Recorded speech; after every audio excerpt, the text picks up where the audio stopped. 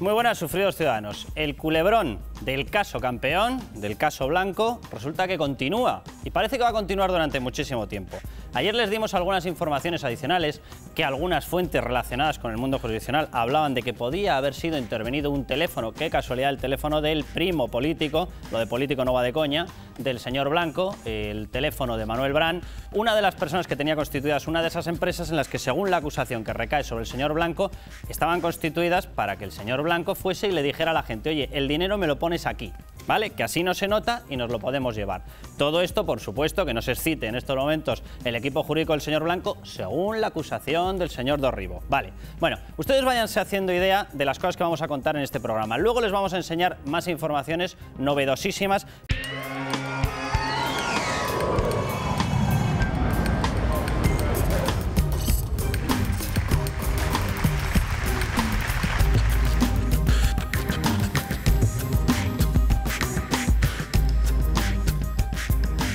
Bueno, pues ya estamos aquí, se lo contábamos ayer qué es lo que estaba pasando con el tema del señor Blanco, las acusaciones tremendas que ha lanzado un empresario. Por cierto, no las lanza un empresario en cualquier sitio, no. Este empresario es un testigo que ha sido protegido por la juez que está llevando el caso, que de hecho estaba en prisión y que lo ha sacado porque considera que la información es más que relevante y más que fidedigna, ¿vale? Y a partir de ahí se empieza a investigar. Es decir, esto que se está hablando de que son acusaciones vertidas por un empresario enfadado, no, de eso nada, o por lo menos desde luego la juez no considera eso. Pero bueno, en esas acusaciones el señor Dorribo, se lo dijimos ayer, habla de que directamente el ministro de Fomento, el señor Blanco, según esa acusación, habría recibido dinero en metálico, habría recibido dinero inflando facturas de determinados contratos. Tendría una estructura de 2 sociedades preparada para que aquí me lo anotas, haces como que pides unos informes y yo te garantizo que a partir de ahí ya verás qué bien te van las subvenciones. Todo eso aparece en esas acusaciones. Ayer les dábamos más datos y hoy se los vamos a extender, hoy se los vamos a explicar.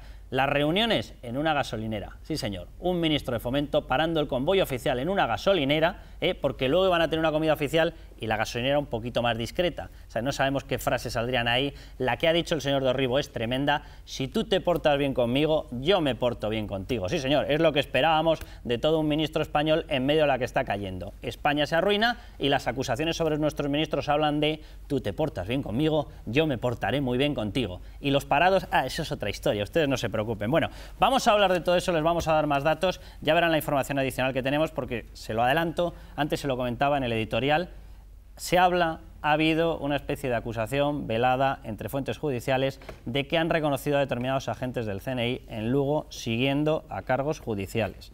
Nada más y nada menos, sí señor, para aderezar el pastel. Déjenme que les presente a los tertulianos de la noche. José Antonio Vera, muy buenas noches. Muy buenas noches. César Cabo, muy buenas noches. Buenas noches. Y bienvenido. María Antonia Trujillo, muy buenas noches. Buenas noches. Germán Terç. Buenas noches. Muy buenas noches. Cristina Cifuentes. Hola.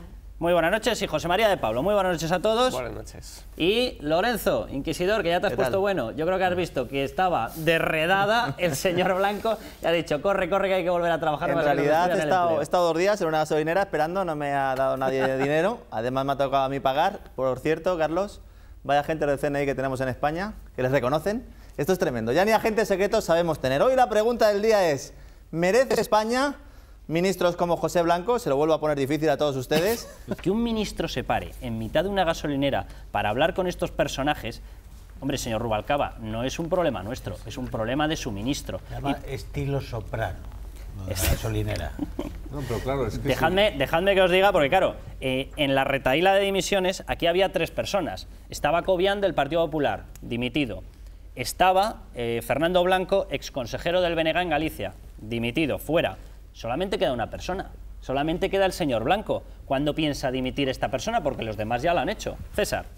Hombre, yo creo que el señor Blanco no dimite ni con agua caliente, que es un problema que en España, pues la clase política en general, porque no es exclusivo del Partido Socialista, a veces ocurre, pero él, que ha sido el azote cada vez que había un posible caso de corrupción, como decía Soraya Santa María, que ahora no está dando explicaciones, es vergonzoso. Estos 400.000 euros son 66 millones de las antiguas pesetas, que al señor Blanco a veces le gustaba dar cifras recordando las pesetas, pues yo solo recuerdo en esta ocasión, 66 millones, y esto es la punta del iceberg.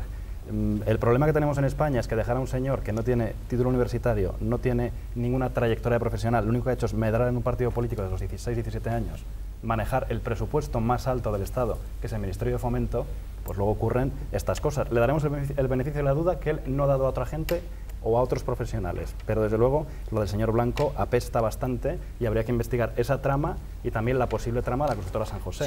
Bueno, yo creo que la verdad es que todo este asunto, así de entrada, a mí me parece cutre, casposo, porque claro, a ti te puede estar un señor contando una película fantasiosa, pero es que el propio señor Blanco ha reconocido que se ha reunido con el empresario en el coche. A mí eso ya me parece impresentable, porque, o sea, ¿desde cuándo las reuniones de los ministros con los empresarios o con quien sea se hacen en un coche de una gasolinera? O sea, eso ya, tú decías, Germán, de la película de Los Soprano y del Padrino, o sea, eso es tremendo. Pero aparte de eso... El Padrino era más serio. Sí, no, bueno, Los Sopranos sí que es como más de andar por casa. Sí, yo como abogado soy un defensor de la presunción de inocencia y siempre lo voy a defender, y también en este caso. Y yo, mientras no haya una condena que condene al señor Blanco, al ministro, evidentemente yo voy a pensar que es inocente. Eso sí, en el caso de que sea inocente, yo no sé si es inocente o es culpable, yo respeto su presunción de inocencia, en el caso de que sea inocente, creo que está aprendiendo una lección el señor Blanco, porque en otros casos él nunca ha respetado esa presunción de inocencia.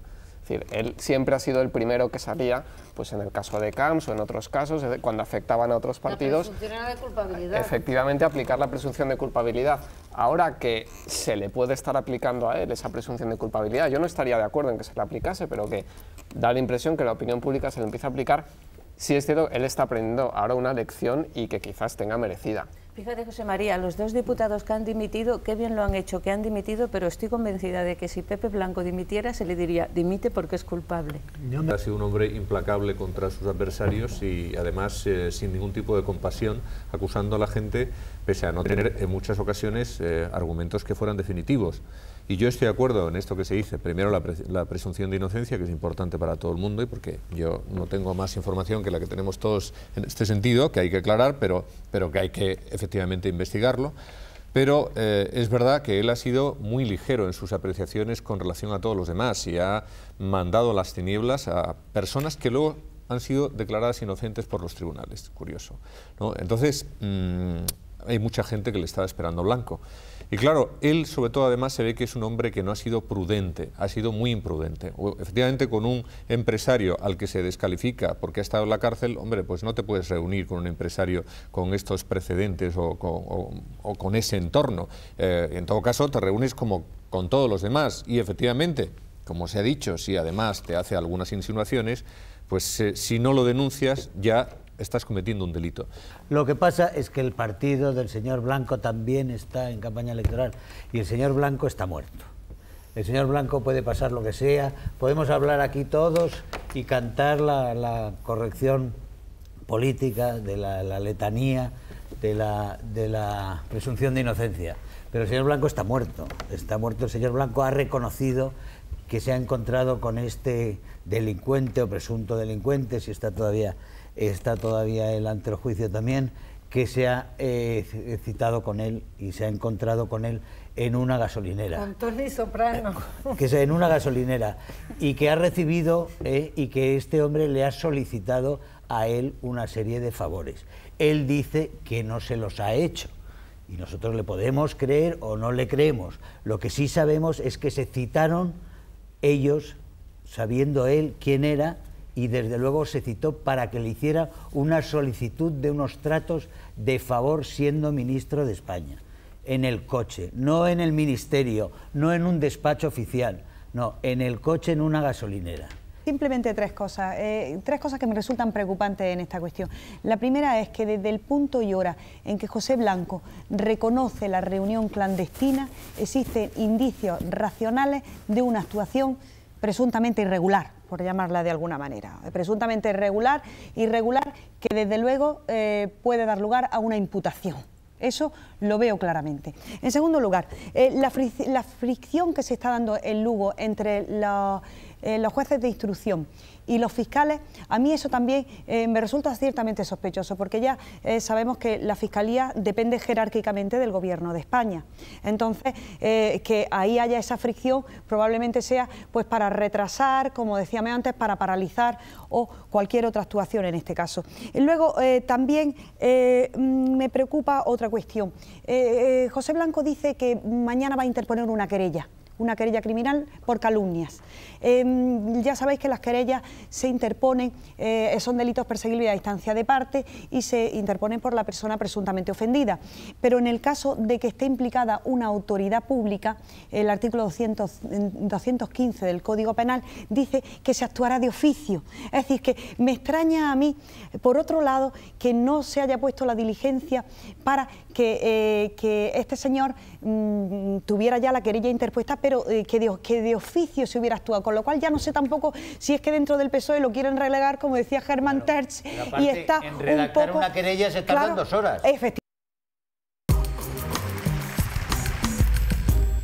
Bueno, pues estamos ya aquí de vuelta y de la cutrería de los Doritos vamos a pasar a una cosa un tanto más seria, porque mientras que el señor Blanco se iba reuniendo en gasolineras, en España ocurrían muchas cosas relacionadas con una crisis que nos ha dejado con 5 millones de parados, con una crisis que nos ha dejado mendigando créditos internacionales sin saber si nos los van a dar y que nos ha dejado en una situación en la que vemos pues que, por ejemplo, la semana pasada 3 cajas son nacionalizadas. Está con nosotros don Luis de Guindos. Muy buenas noches, don Luis. Encantado de estar con ustedes. Las informaciones que estamos viendo de las cajas del sistema bancario son como para no dormir. O sea, ya no solamente de la situación, Merkel nos habla de que hay 21 entidades financieras en Europa que pueden necesitar recapitalización. Aquí ya no sabemos qué es lo que está ocurriendo porque la situación con el Banco de España es un tanto peculiar. ¿En qué situación está la banca? ¿Vamos a tener más sustos nosotros en nuestro país? Hombre, no sé si vamos a tener más sustos, ¿no? Lo que pasa es que hay una situación de reestructuración que se ha retrasado y se hace imprescindible de alguna forma pues acelerar todo el proceso, ¿no? Yo lo primero que diría es que lógicamente los ahorradores españoles tienen garantizados 100.000 euros, es decir, cada uno, porque el Fondo de Garantía de Depósitos garantiza eso, ¿no? Pero evidentemente la banca española está sometida a una presión fundamentalmente derivada de la desaceleración que estamos viendo, la recesión de la economía española, del paro de la economía española. Y evidentemente además tuvimos pues una burbuja inmobiliaria que ha estallado, ¿no? Por lo tanto, lo fundamental es pues meterle mano rápidamente, reestructurar el sector, fundamentalmente las cajas de ahorros, y a partir de ahí pues garantizar que el sistema es viable y que hay confianza y que vuelva a dar crédito. Bueno, vamos a ver, yo creo que independientemente de lo que son las anécdotas de las dificultades de liquidez de las comunidades autónomas, lo que le pasa a la economía española es que la economía española seguramente en el tercer trimestre del año, yo no sé si estará ya en una tasa de crecimiento negativa, pero está prácticamente en una situación de estancamiento, y los datos ayer que tuvimos de empleo fueron terroríficos, es decir, ponían de manifiesto una aceleración en lo que es el deterioro del mercado laboral español, que ya ha sufrido muchísimo, porque prácticamente no podemos olvidar que se ha destruido más del 10% de todo el empleo del sector privado desde que se inició la crisis hace 3 años y pico. En un entorno como el actual, en el cual hay una crisis financiera profundísima, en el cual seguramente empezamos a tener una recesión en Europa y en España, en el cual los bancos están sufriendo mucho, yo creo que es muy importante pasar mensajes de cautela y de tranquilidad a los ahorradores, porque estos temas las carga el diablo. Sí, pero una cuestión muy breve. Evidentemente, el esfuerzo es yo creo que los españoles, se ha dicho muchas veces, los españoles vamos a tener que trabajar más y vamos a tener que gastar menos. Ese es básicamente un resumen muy rápido. Pues más claro, ¿trabajar más y gastar menos o trabajar más y ganar menos?